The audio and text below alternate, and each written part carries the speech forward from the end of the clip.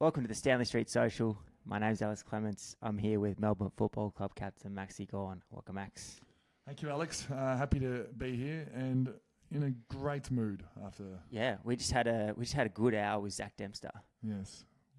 I think it's fair to say Red Bull's in good hands. I think we could have gone for 2 hours. I'd never met Zak. I didn't know what to expect, but he's a modern, like you termed this before, but he's a modern age.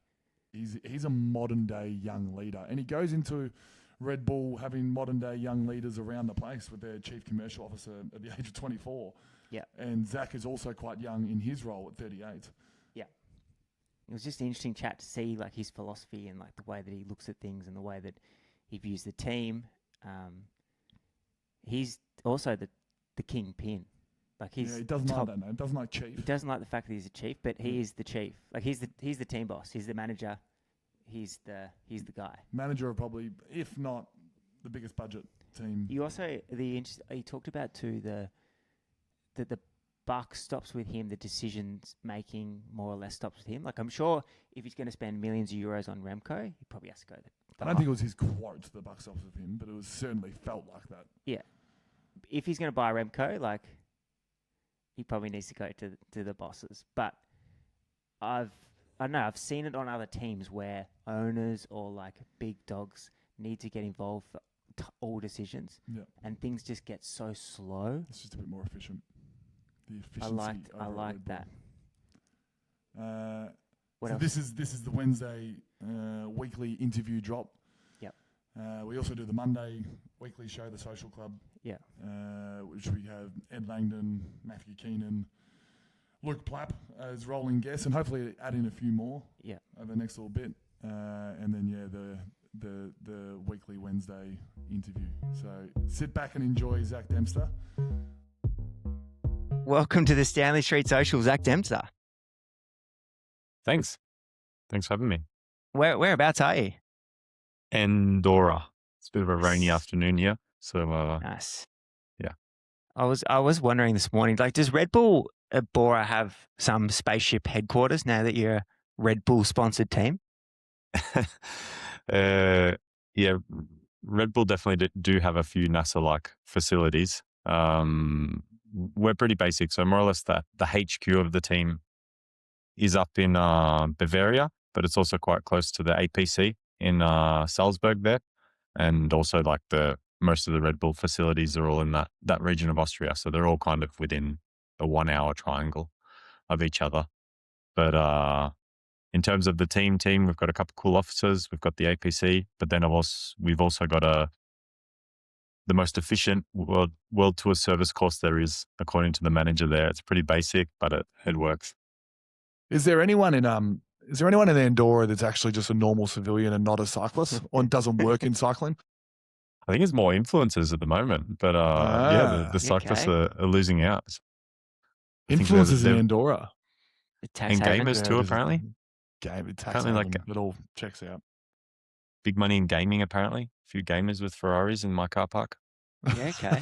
Doing it all wrong. Yes. Doing it wrong. Just before we get stuck into cycling, being a Victorian, you're a footy fan? Yes, I am. Who do you go for? Melbourne. Oh, yes. Let's go. A match made in heaven. We can just scrap the run sheet and go through the Melbourne Football Club for the next hour. Are you aware of current results and how we're sitting? Yeah, I saw you on Instagram today discussing on Triple M some stuff not really related to football and recent happenings in Melbourne. Yes. Yeah, I'm across it a little bit, but I came over to Europe in 2007, and since then I really lost touch. I did a bit of work at Carlton Football Club, like in my early years racing, to supplement my income with Justin Cordy, who was there at the time. But yeah, I've been really loosely following football, that's for sure. To be fair, from 2007 to roughly 2017 was a good time to loosely follow Melbourne Football Club. But we got going. I hope you jumped on in 21 and were able to watch the flag from afar. Yeah, and definitely. We're back up and going now. CEO or no CEO, we're back up and going. I thought it was like in and out, like a nightclub door. No, looked like to me the situation. There has been a revolving door in recent years. Maybe some stability from here would be nice. Are you tuning into the games? No, not often. Platy actually rekindled a little bit of my passion for it when national team days back there, because he was up early, obviously watching. So um, I don't know, Alan Piper, who's also with us now, so he's quite often mentioning things to me. So I've got some acquaintances, but a lot of my mates that I spent time with over here weren't really Victorians. I was like best mates with Durbo and Sam Bewley from New Zealand, Heppy, and they're not from the football heartland, that's for sure. No. Yeah. That's disappointing. Cal O'Brien we had on the other day, and he was mad, Collingwood. Yeah, he was pretty happy to talk to you. He was upset that we were actually talking during the Collingwood game. He wanted to be watching the Collingwood game. Yeah. Red Bull BORA hansgrohe. I know people probably get too obsessed with like the Red Bull element of this team, this job, but it does bring like something bigger to cycling, especially when we've seen what they've done in like other sports. How was the move from INEOS over to Red Bull BORA hansgrohe? Yeah, I mean, it was a transition, but I'm like 7 months now into the role, and what I was doing at INEOS to what I'm doing here is quite different also. So I was more focused on the tasks of my job per se than all the riffraff happening around. But at the same time, I think the INEOS, let's say, sports empire that they were building, I was exposed to some stuff with the All Blacks when they had the collaboration with them and also with Mercedes. So I was quite experienced with like, let's say, having some contact with other sporting environments. And I think here at Red Bull, it's an even broader ecosystem, which opens up a bunch of opportunities to have conversations with other teams and also see how they're doing things and what we can learn into World Tour cycling in the end, particularly around like talent development. I think there's some really cool stuff to learn. Is it Team BORA hansgrohe, or is it team with a dash of Red Bull, or is it a genuine 50-50 split? Yeah, I mean it's a new, let's say, partnership, but in the end, Red Bull own 51% of the team. So like I actually raced for this team back in the day when when I in my average cycling career, let's say, and I did the first Tour de France for this team actually when it was like on a €2 million budget. But so it was a pretty basic setup back then, but in the end, it's just grown exponentially over the years, and definitely the investment from Red Bull, which Ralph was able to get, was really to take the team to the next level, and really, think outside of the box and go beyond what World Tour cycling was now. So I think with Red Bull's backing and the fact that they own the team, definitely it opens up plenty of doors. Yeah. Do they let the guys who know cycling do their job, or are they coming into meetings and going, there's a little bit of Red Bull stuff we want going here. We want like the Remco to descend like a Red Bull maniac just to fit with our brand. Yeah, go harder on the downhill. I mean, we did pull a plane up in the air. That was pretty cool. So definitely, like, I don't think that was coming from maybe not even Specialized. I think we're thinking about that. But at the same time, I think we had a discussion last week actually with the chief of marketing. We were talking about, okay, well, what are we actually transmitting here? And I think Red Bull, for sure, they do some things that are flash and just do it for the sake of doing it because it's cool. But I think the most, attractive thing that you can transmit is the people, right? So like the Peloton project, which is where they were pulling this plane up. Okay, it was pretty cool. The plane got up. But for me, the cool part of that story was the teamwork, that they were creative, that there was innovation, that, Dan Bigham got to dork out a bit and go a bit like that guy on Instagram with the train footage and stuff, like, look what we could do, So to an extent, I think, there's no limits on what you can do, but the main thing is that you transmit something that people can identify with. It's kind of though similar, Max, in like that.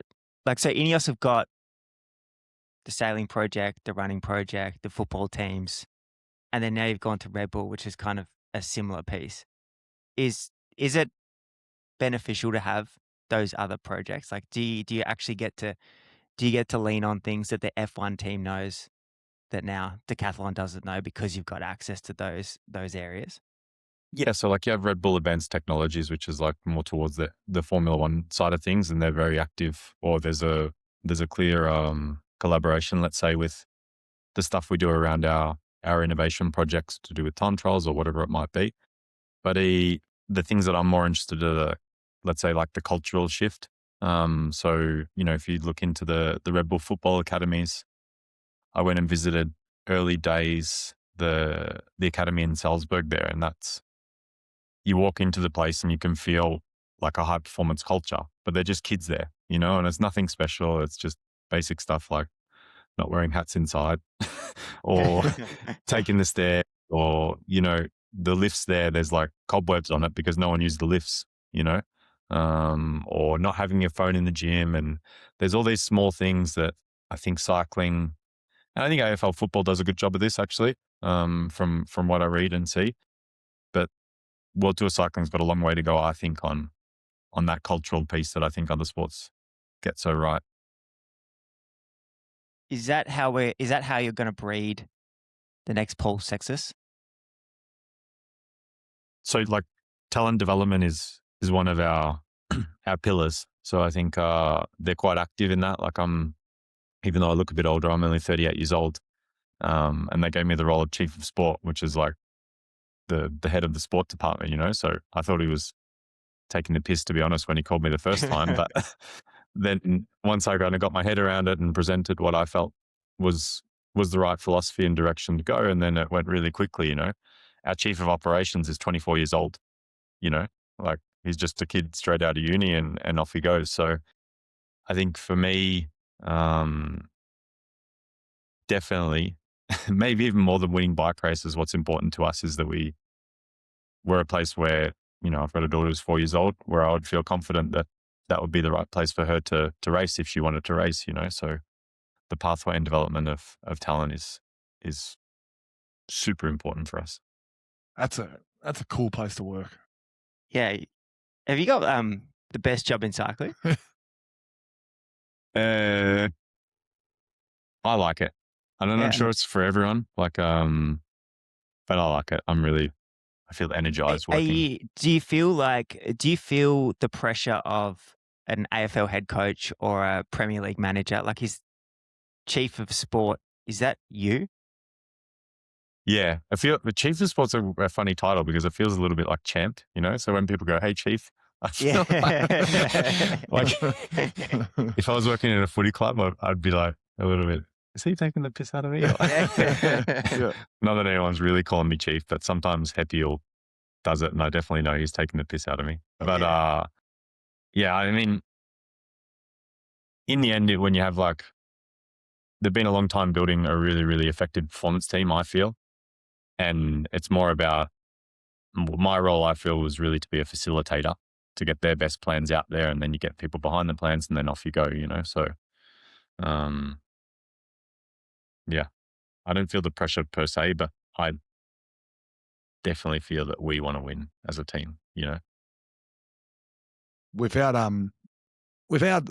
potting former teams you were at, Israel into INEOS into Red Bull now, the differences, obviously budget is a big one, particularly with Israel and then the later two in INEOS and Red Bull. But culturally, have you noticed the differences of walking into a very structured German team, I dare say, compared to what Israel would have been in the 3 years you were there? It's definitely bigger. And I stepped off the bike and immediately into the role. So my initial role with Israel was setting up the development project. Didn't have a Conti team at that moment. And honestly, I had no idea. So it was just, okay, let's give it a go and see what happens. I definitely, if I would compare, and it's nothing against them, but it was really two teams back then in Israel. And I really felt that it wasn't prioritized, the talent development pathway. Whereas now, they've got a solid foundation of bringing guys like Joe Blackmore through, even some of the Israelis now are decent, solid pros. So it definitely evolved, whereas when I went to INEOS, we're talking about talent now, so I'll go on that way. It was like we need a Conti team, we need a junior team. And it took time now that they've finally got their own Conti team and they've got these junior partnerships. So they're definitely evolving that process.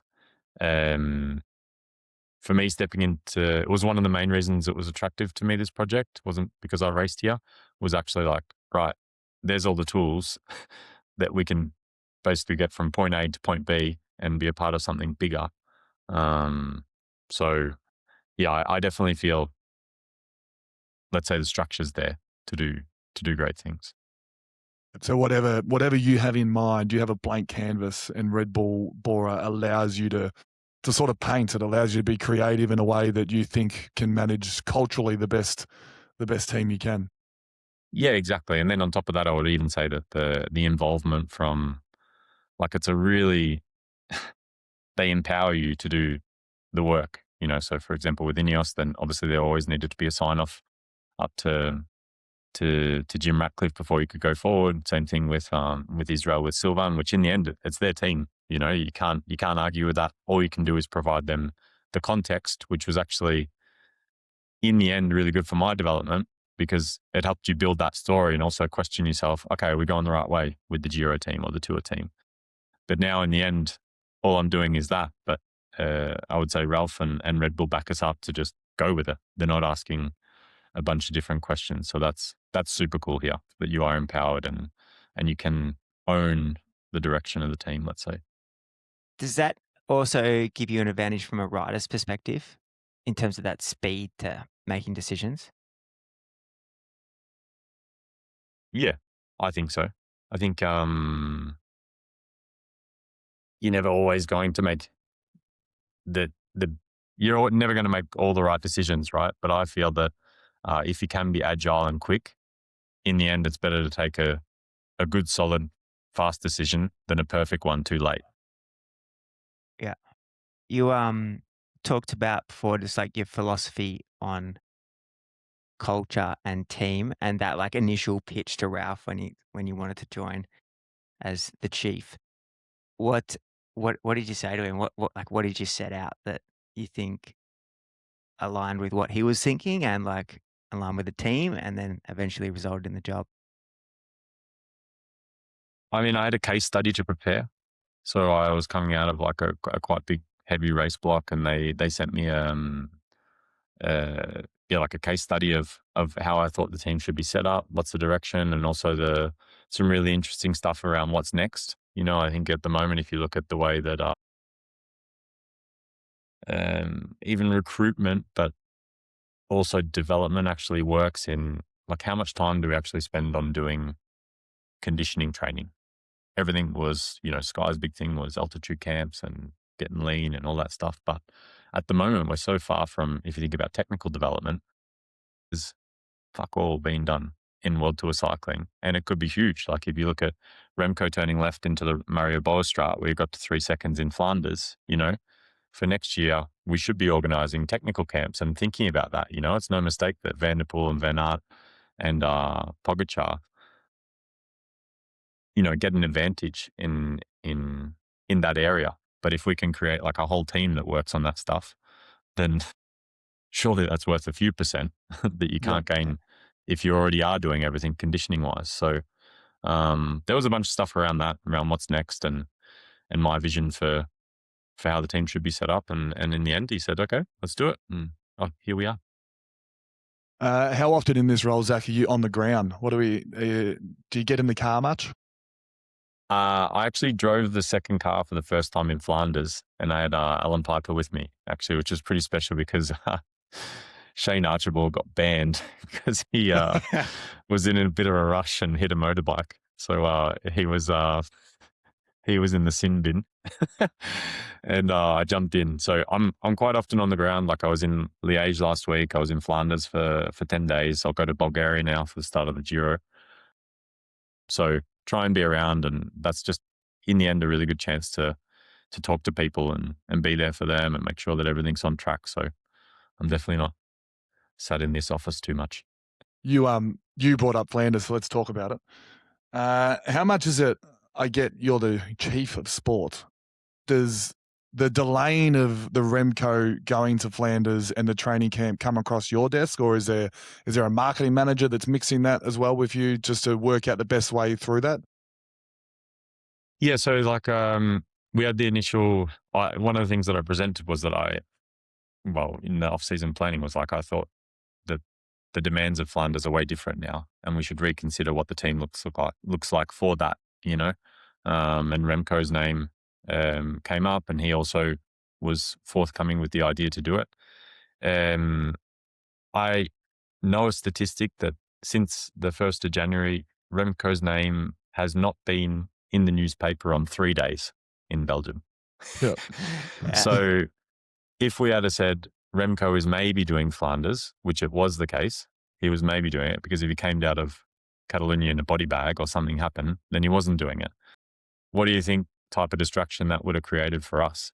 And I think, Max, you know about it from footy, but at the same time, at a certain extent, they're just kids. Like we wanted to get him onboarded into the team, get him comfortable, get him winning, which he did, and not have that distraction until we were sure, okay, he's doing it because it was such a big deal, So I'm aware in his head, of course, he was always doing it. But if he, like I say, came out of Catalonia totally cooked, then it would have also created a thing and he would have felt bad to then not do it. And maybe we would have made a worse decision because of the pressure of all the stuff from the outside world. So to be totally frank, my priority is the well-being of the riders on our team.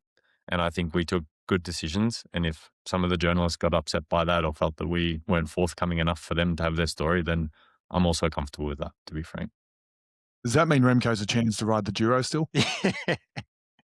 Yeah, now who knows what we're going to do. At the moment, considering he's in Marrakesh running in the desert, chilling out, I don't think so. Okay. Yeah. Okay. Have you come across in your time in cycling someone that is as celebrity status as Remco? Egan's pretty big at Bernal.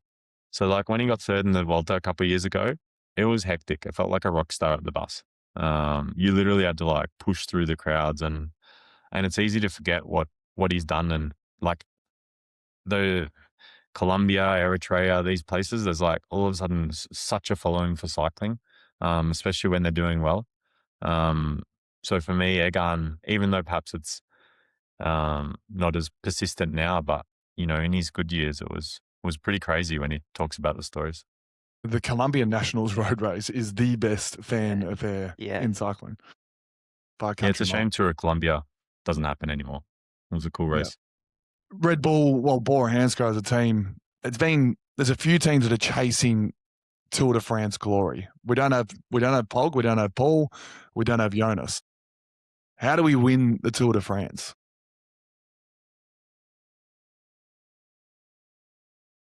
I think by focusing on ourselves, I think it's clear. I mean, I've said it before and I'll say it again, is like, take Egan. Egan won the Tour at like 21, I think. That August, everyone knew that Egan was going to go on and win probably the next 3 or 4 Tour de France, right? It was sure. INEOS invested in him and then he rode into the back of a bus and history changed, and in the meantime, everyone knew that Roglic was going to win that tour because it was his tour in 2020. Pog won his 2 tours, and then all of a sudden, a fishmonger from Denmark came out and slapped him around for a couple of years. So you never really know what's going to happen next. And I think look at the transition of Sexus now to where he's at from Lavernier last year, where he was good, but he wasn't outstanding, let's say. And he's had a good winter and he's put things into place and he's looking like a genuine contender.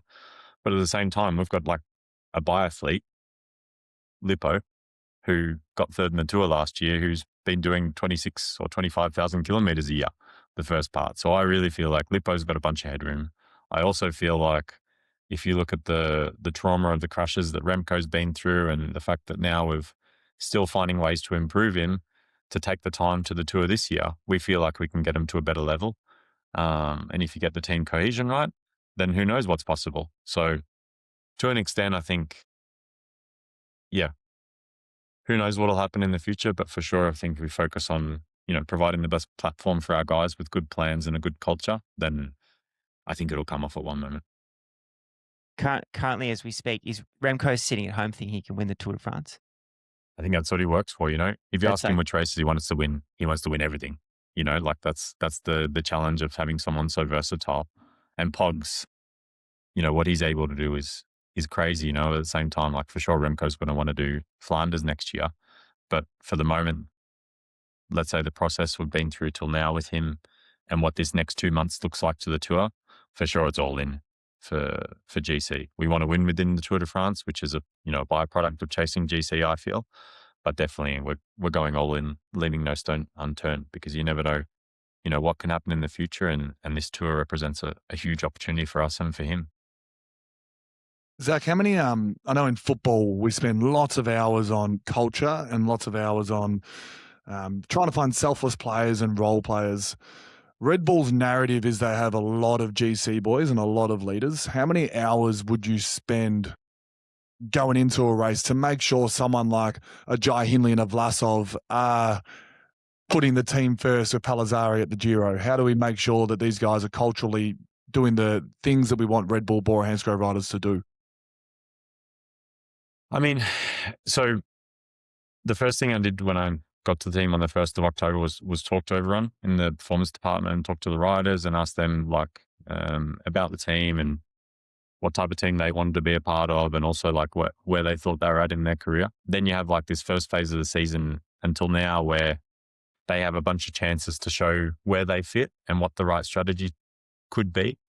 And at the moment, I would say that process has left us in a place where we haven't had a bunch of issues with people committing ever. Like it's been, I think if there's one thing that we've been this year, it's present and racing in a cool way. Actually, if you look at the classics, we haven't really got a classic star, but everyone was talking about him in the classics. Whereas last year it was maybe the biggest weakness of the team. So somehow organically, without the help of a consulting firm, the team has just in the end defined what they want to transmit, you know, in the races, most importantly. So until now, we haven't had that issue. But at the same time, I think it's just about having the conversation. So if it is that, you know, we've got an ex or a GC rider that we want for him to come off GC and chase stages, because that presents a cool opportunity. So far, I think if you sell it in the right way and they're on board with it, then off you go. And if that's not what they want to do in their career, then we're also open to that discussion. If we hold their well-being at heart, to say, okay, well, is there another team that can provide you that opportunity? You know? Yeah. Really interested, like that process of defining like who you are and who the team is. How do you do that? Like what's it look like? Is everyone in the room? Is it a whiteboard? Are you presenting to them? Are they presenting to you? Like how does that come together? So like I started with the performance team, talking to all of them, and then we came together in Fuchsel in October camp to have a talk, and they were really clear on what they felt the team was missing. Like it wasn't the happiest place in the world last year. Let's be clear about that.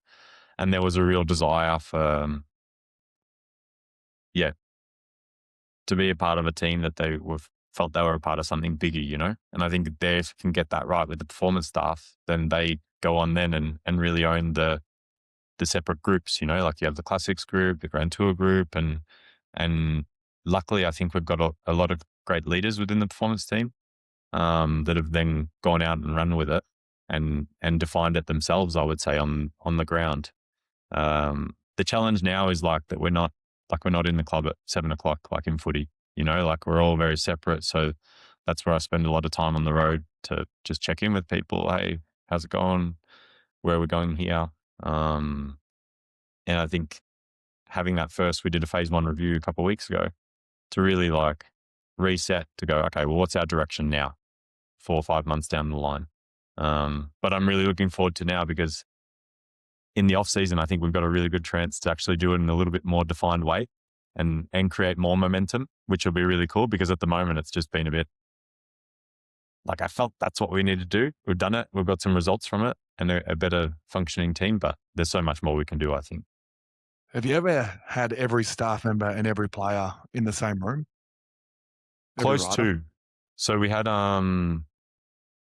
we had like the October camp, which is where they go over to Salzburg and do their medicals. And previously it's been that's the big get together. So we have, I think it's like close to 200 people there, which is really cool.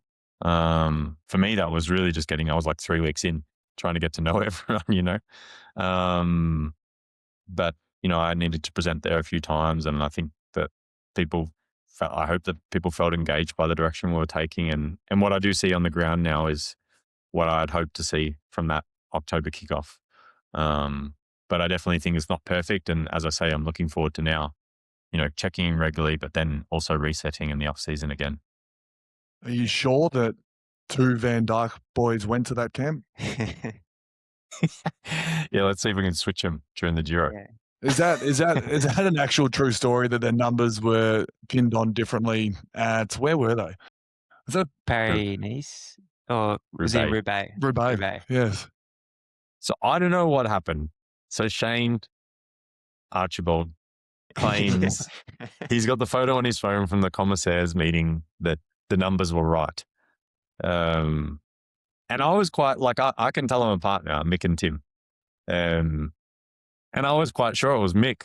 So I'm texting, because I sit in the bus like a bit of a control center, and text to the DSs in case they lose connection. And I'm texting Mick for like the better part of 2 hours. And then I noticed there the T. And then I had to second guess myself for a second, but then I was sure it was Mick. So yeah, I'm not sure if it was Shane's fault, but he had a pretty rough classics with the yellow card. So I didn't want to come down too hard on him. We need to do a potty with Shane Archibald. Talk about the start of his season. Like, just back on that culture piece. Ds are obviously fun and dangerous now. Do you sit down as a group and define who you are, or what's the It's probably process? similar to Zach. You sort of let it evolve. We probably had a lot of surrounding aura that was quite negative at times. So it was almost debunking that and bringing in new staff, which Red Bull have done as well. So you bring in new staff, you bring in new people, and you can't talk about that aura because no one else knows about it, if that makes sense. So you're coming in with this new fresh start. The new coach that we have wants us to play an attacking brand of football. That's music to our ears because we were a bit more of a conservative brand of football. The cycling reference is almost Team Sky. Being so structured, that was Melbourne Football Club, and then all of a sudden you look at INEOS now and they're not structured and they're playing with flair and winning bike races. I would say similar. Fun and dangerous is the word we use. I'm sure Red Bull have got their own 2 words, but I'm sure there's an undercore. Ours is actually we want to be ruthless, but no one's saying that, but we are. But everyone's saying fun and dangerous, so we're happy to play for that narrative. Is Red Bull fun and dangerous? Maybe Shane's dangerous. Yeah.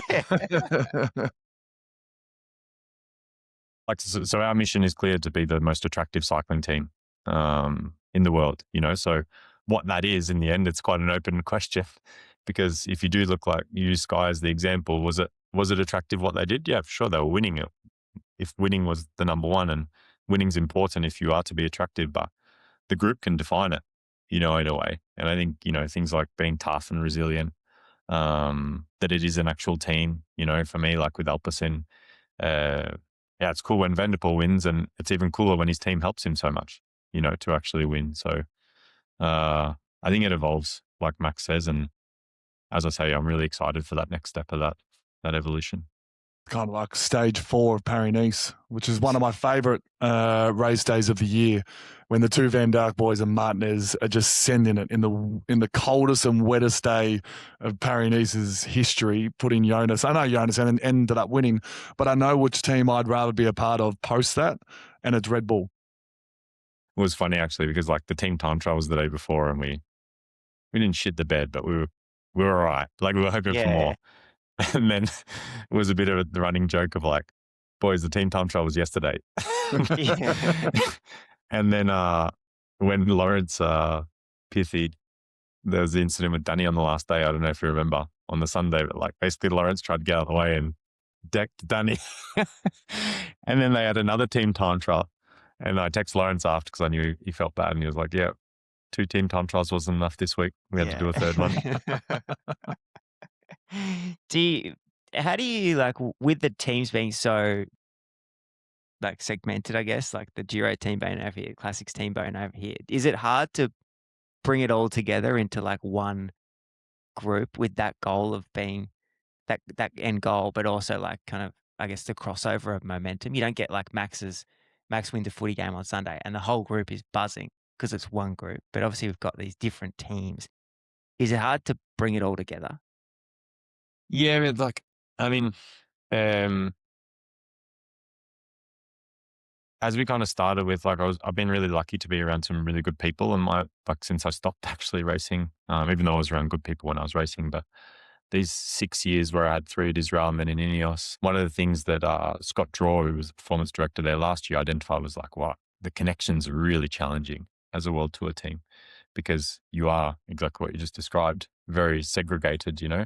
So how you can create that connection between the groups is a huge challenge.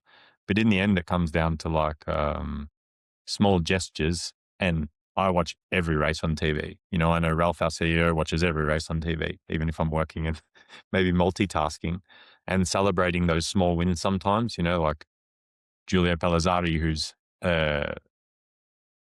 not a sprinter, that's for sure. But when he got third in that Torino stage, you're like, hey, look, Italy's got a new Cipollini, you know, small gestures that the group can get behind to bring them together to celebrate. Yeah, the cool things that we do day to day. So definitely, I don't think that's a challenge. It's in the end just having the balls to speak up and celebrate when someone does something good, even if you don't get the outcome you're after. I think that's the main thing. Challenge when you miss it. If you stay on top of it, it can become quite powerful, I dare say. Well, I even think if we've got 2 hours, let's say we've got a 6-hour race and the first 4 hours aren't on TV and we turn it on, then you rely on people on the ground to go, hey, that was Emil or whoever it might be. That was really good what he did at the start today. Or even just an effect of an older guy and a younger guy in the group when he's going through some tough things. So it's really difficult to see everything, but if you've got good people pointing it out and patting people in the back, then it's not so hard. Yeah. Is that part of your job as captain? Yeah, a little bit. I think of multiple people. I'm not sure. I'm presuming Zak doesn't just do it, but I am. I'm one of many that would make sure, particularly like the selfless role-playing acts that people don't see. Everyone sees Cozzy's taken Mark of the Year, but did anyone see Colton Tolstrup stop someone in the back pocket? Probably not. Yeah. So that's the stuff you sort of try and do in football. A bit easier for us because we can do it in the room on the Monday, and everyone's seen everything. How do you manage the other, or as your podcast, I probably shouldn't be asking the questions. Go ahead. How do you manage the tough conversations in that case where someone's really going off? Yeah, they're difficult. But I wouldn't say what I love being a leader for, because you don't love having those conversations, but you certainly like to see people react post that. One of my key feedback as a leader for a long time, particularly as an early leader, was like, just hit me between the eyes. Don't need to put a joke in it. Don't need to put a laugh around it. All I want is just you to give me the feedback. And I really struggled giving the feedback as that person. Like I was like, I'm getting this feedback to be this straight down the line and get to the point, but I'm struggling to get my message across. And then I just started to relax a little bit. I kept my joke in the feedback just because I felt more comfortable being that person, and I was getting more rewarding conversations from that. So the angle is, as soon as I realized to be myself in conversations that are going to be heated, the better it was. If I went in like, oh shit, I've got to tell Alex that his podcasting's horrible today, and then I go in real nervous, real serious, and we both leave with a horrible taste in our mouth. But if I come in, we slap up, we have a beer, we talk to Zak about cycling, and then I just give you a little bit of feedback in and around it, it's a much better way to do it. So to answer your question, the negative stuff isn't great, but if you're yourself within it, it's just a normal conversation. That's easier said than done, though. Correct. Just to walk into a room knowing that you're going to disappoint someone or give someone some hard feedback. And the way I answered, I disappointed a lot of people. I'm a 10-year captain. I've learned from my mistakes, but early on, I probably had some shockers. Yeah. How did you find that, Zak, going from, I guess, rider to manager?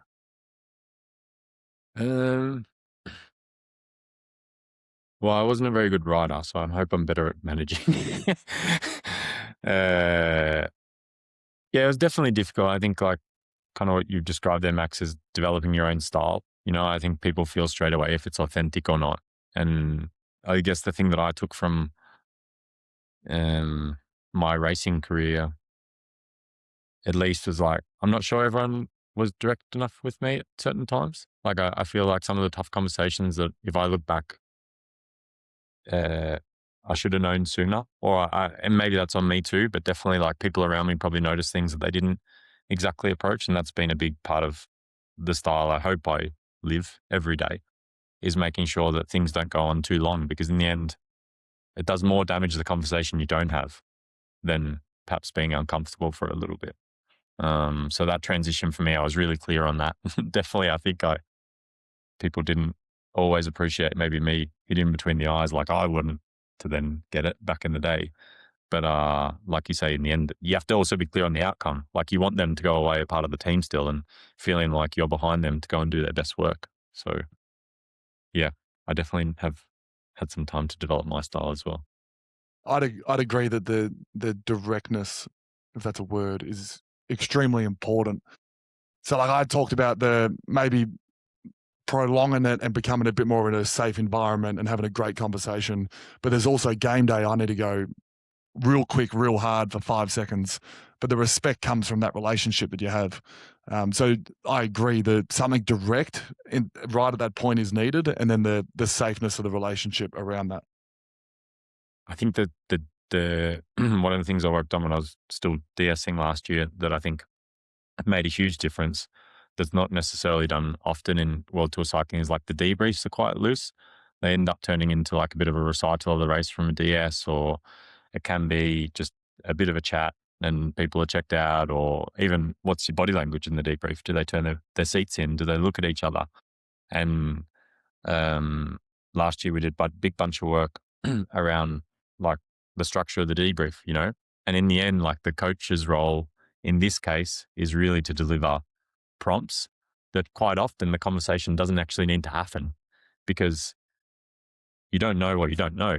And when you're in the car like a DS, you've seen probably 5% of what they've seen. So often it's just about asking the questions. And then you get all the information to then get the group aligned and off you go from there. So my experiences of it too is you don't necessarily need the tough conversation. You just need to ask the questions and then the group guides itself. Goody used to just, Simon Goodwin used to just leave the conversation post-game open, because he's like, I haven't seen it all. I haven't watched it back on Vision. Let's just talk about how we felt out there. And if there's nothing to talk about, let's go home. It's not bad, is it? How does that go with different nationalities? Obviously, that works with Aussies.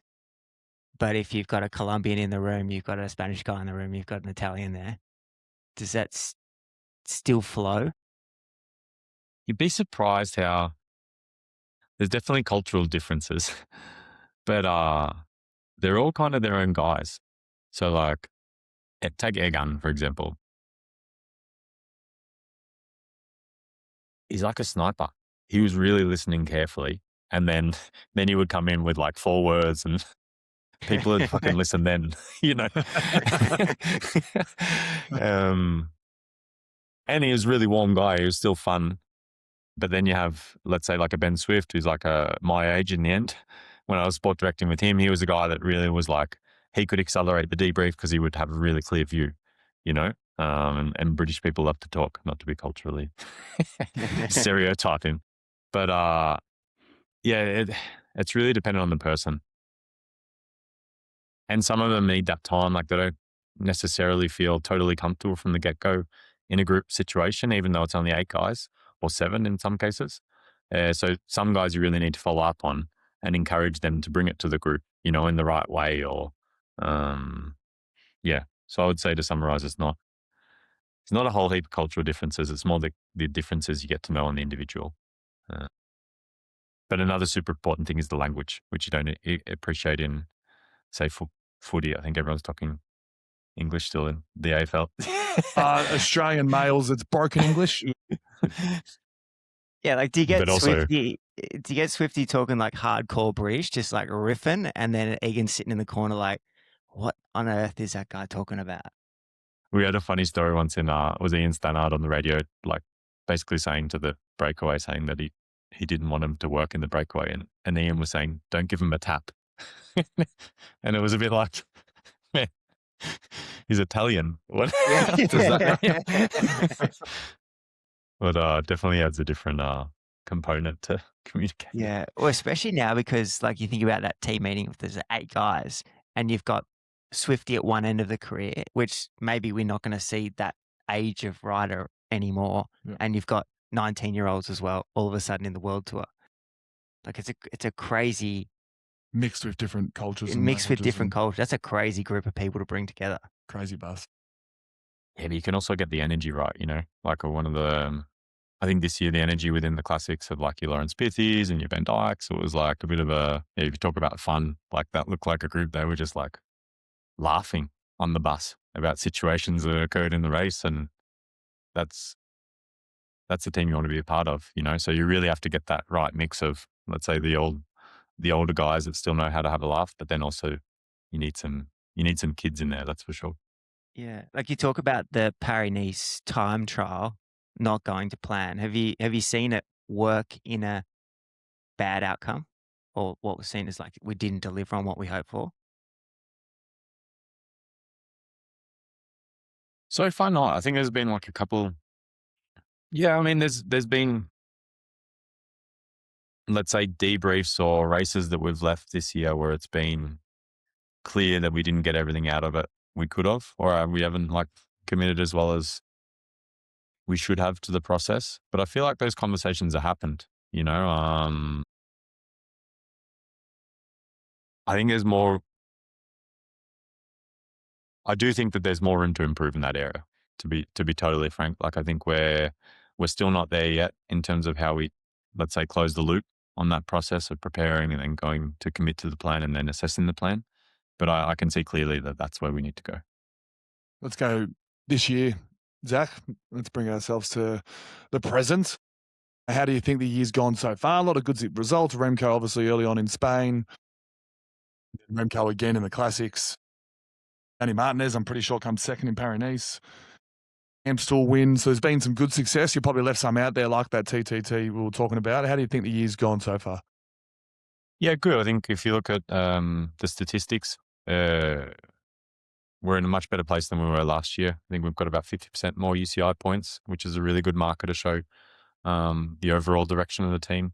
We've had 14 wins already, which is good. I think we've had 31 podiums, 97 top 10s. We actually just did a team meeting the other day about this, and I just thought, okay, here's the info.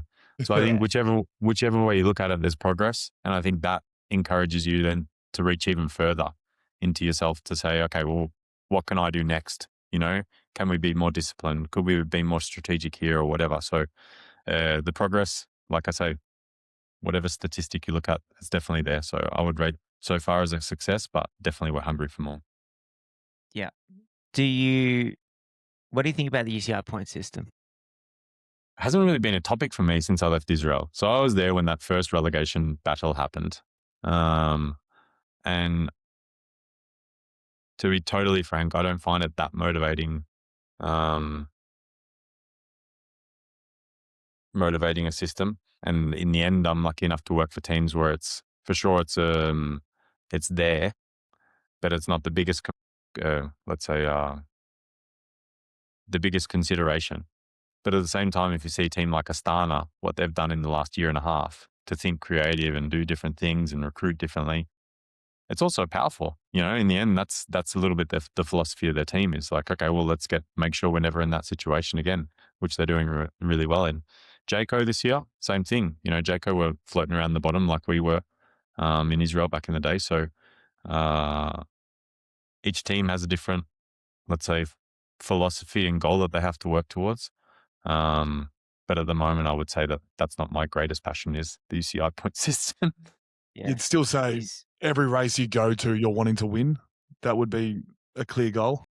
Yeah, so it costs a lot of money to get it's not just money, but it costs a lot of effort for people to leave their families and go on the road and go to bike races, you know? So one of the feedback from the people within the performance team was like, fuck, I don't want to go to races without goals or something to do anymore, even if it's a KOM jersey or whatever. And we were really careful when we looked to set up the program to go, right, well, each race has to have a purpose for the riders that we have at that time. So as an example, there's Tour of Hungary coming up in a couple of weeks, but it's mostly like 3 flat sprints and a 10-minute climb, steep, which is like a VAM competition, you know, actually suit Puppy pretty well. But with the riders we had, we've got a bit more like junkyard dogs that are like guerrilla fighters, you know? So we made the decision to go, all right, well, Hungary, not now. But let's go for Dunkirk, which is pretty much like 5 classic races in a row. And let's also add Cologne, and let's also add Brussels Classic, because we need to like develop this classics group. So now if you think about the decision that we made back then, hoping that the classics group would make create some momentum, now actually they don't have to wait to next year to the classics. They've got a bunch of chances now to continue to, let's say, develop that strength that it has become. Is there an instruction? How do I say this the best way possible? Let's say Danny Van Poppel's going to a race where there's 6 to 7 better sprinters than him in the race on paper. Is there an instruction to make sure there's the top 10 for the points? Or is it still go for the win?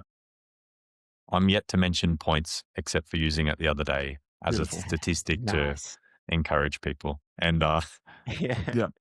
like Heppy's our scout. Mike Hepburn's a scout with us now.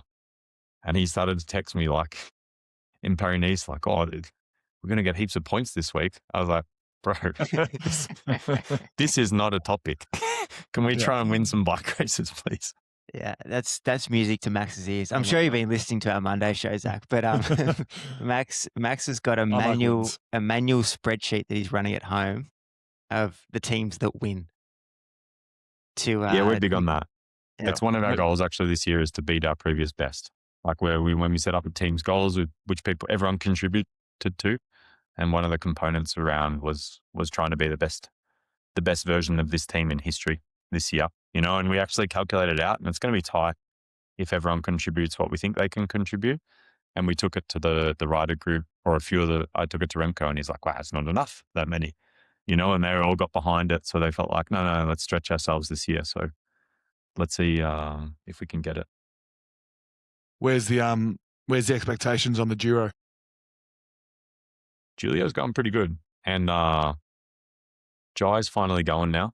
In the age, I thought he was going well. It's been a long road since a bit longer off season than normal. So he's had a few interruptions on the way, but I think with Jai and Julio, we've got 2 serious contenders for GC. You know, Jai's won the thing a while ago now. I think Julio's one of the most exciting talents in the sport. So for us, definitely podium's the goal, but we also want to win within the race, which will need for us to be creative. But I'm fully confident the guys are going to do something special. When did this is a little niche question for me? When did Vlasov become less of a GC guy and more of a bunch sprinter? Yeah, no. Have you got top 10s on that Excel or what?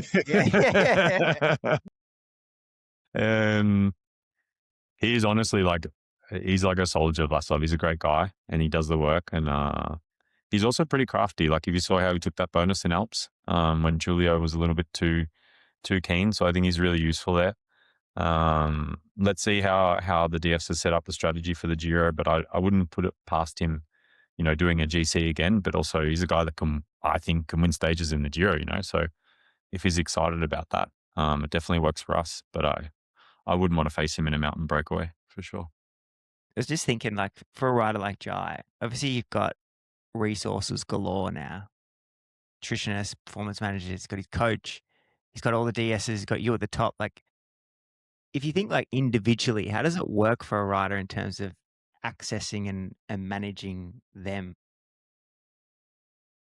So the concept we work off is just like it's a rider-centered system, and they're all trying to, depending where you're at in your career, you could need your coach more than your nutritionist, or you could need the PR department if you've said something wrong in the post-race interview.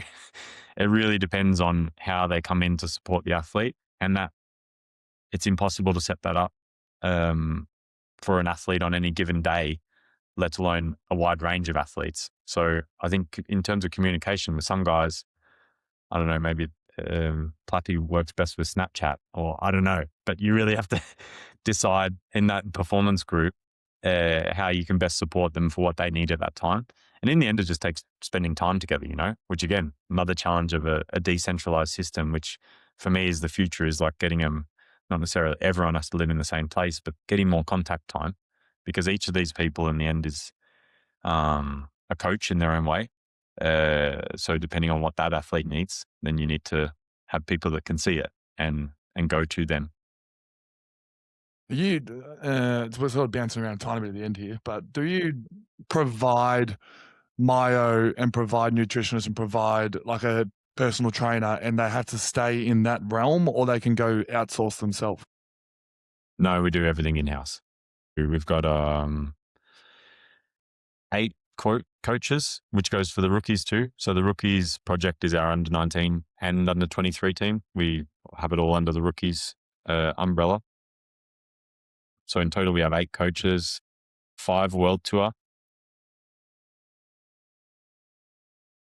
And I think of our WorldTour coaches, like 3 or 4 have won Grand Tours, and the other one's been on podium in Grand Tours, as an example. So we kind of pride ourselves on getting the right people into the team that can provide what they need. And to be totally frank, I think that riders, I hope, that's the feedback I get, they want to come to us because of the services that we can provide and platform we can create for them. Yep. You do see in NBA, like a LeBron wouldn't train with the team in the off season. He would go to his own personal trainer to excel his things. So that's not, and a bigger thing in cycling world. Cycling world is stay within the 4 walls of Red Bull, BORA, hansgrohe.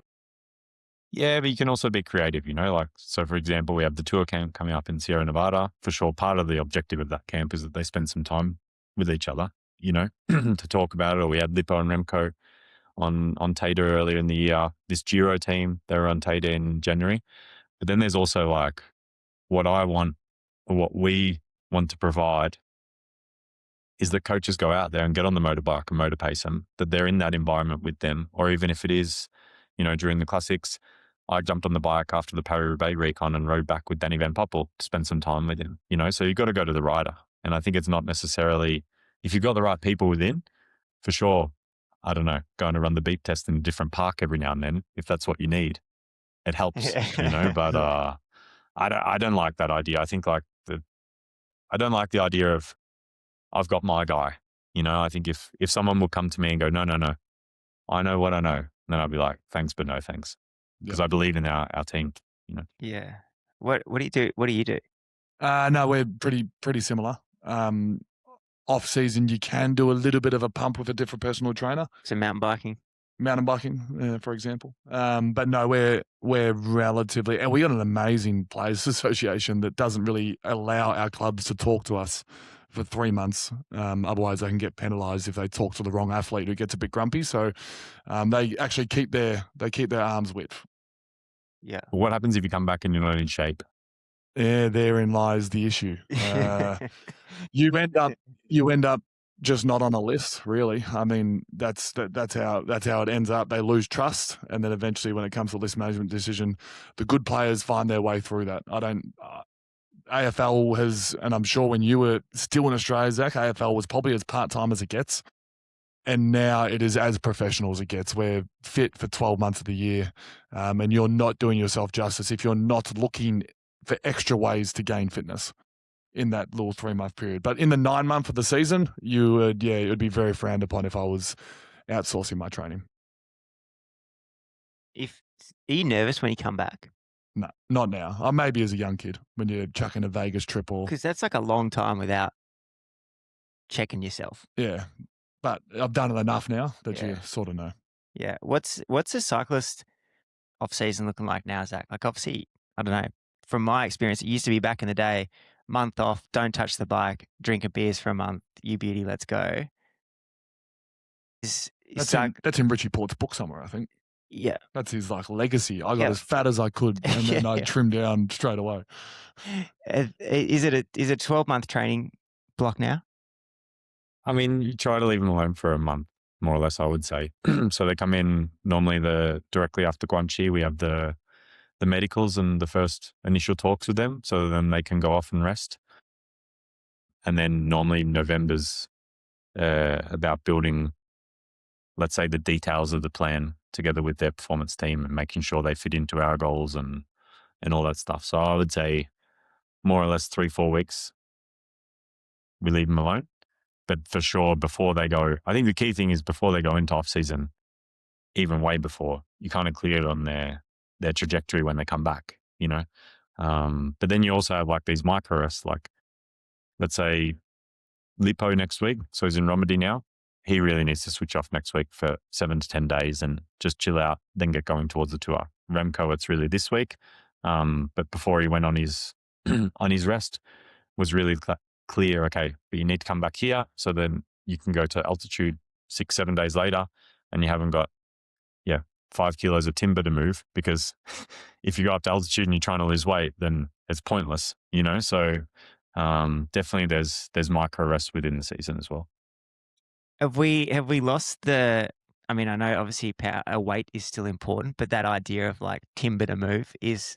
Are you seeing the boys move away from that? You know, get lean at all costs philosophy. I am amazed by how much they eat. Like in my first Grand Tour of the Vuelta, my DS told me, like, you need to avoid gels, mate, because it's super bad for your for your spleen and your liver and all this. And so only use gels if it's like an emergency, you know? And so I did the Vuelta. I had 6 gels throughout it.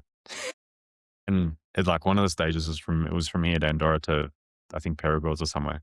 I was like 240K, but I must have been on like 20 grams an hour or something for most of that Vuelta. Whereas you see them now, they're just like, even on a recovery ride, they're really, they're smashing it. But in the end, they're going faster as well. So I think it's been said time and time again, but it's definitely the area of cycling that's been the biggest gain, is by knowing more about nutrition. Imagine the food flats that these guys used to have back in the day. Or Zach's ripping a gel at like the back end of a 200K stage. Going, fuck, my spleen's gonna blow up. Like, not another gel. Durbo was telling me that he got like 6 in Strada Bianchi off like 2 avocados and a 3-egg omelette or something, and these fat gels. Like, it's just crazy. Should we do some? Max has got some rapid fire questions. A little rapid fire to finish. Zach, up. You've given us a lot of your time, so thank you. It's one wordish, but they can be a little bit more. Can you give me a sentence? Mountains or cobbles? Cobbles. Belgium or France? France, because of Roubaix. Aussie summer or Euro summer?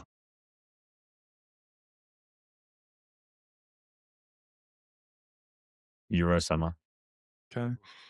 If you had one rule to change in the UCI tomorrow, which rule is it?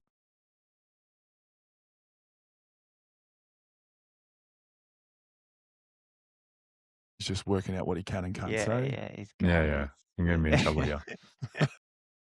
Luckily, the fines aren't like in footy. Yeah, I think you should be able to challenge a ruling. You know, like now you get, so now I'm going to elaborate. You can be a $5,000 fine or a $10,000 fine or something, and you're totally not in the wrong. Or it could be someone that they take UCI points off, but they haven't even seen it. You know, I think it's too subjective for me, the power of the commissaires. I agree, but if it's Gianni Moscon, I dare say he's in the wrong. Okay. Yeah, well, that's clear. He's probably escaped from what he's actually got. What's your favourite race? Roubaix. What's the least favourite race?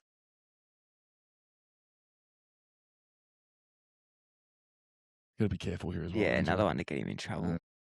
Australian Nationals. That's ours as well. Yeah. What's a rider at Bora Hansgrohe that is not Remco and Lippo? What's someone we should look out for? Maganotti. Understood. And writing that name down. Where are we looking out for him? Yeah, he's just won 2 stages of the Tour of Bretagne. He's rapid. Super Okay. fast. And last one, give me one word to describe Primoz.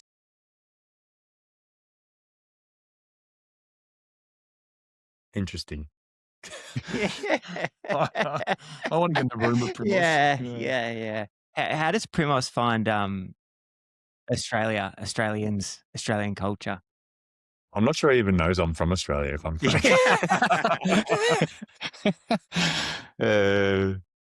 He's living...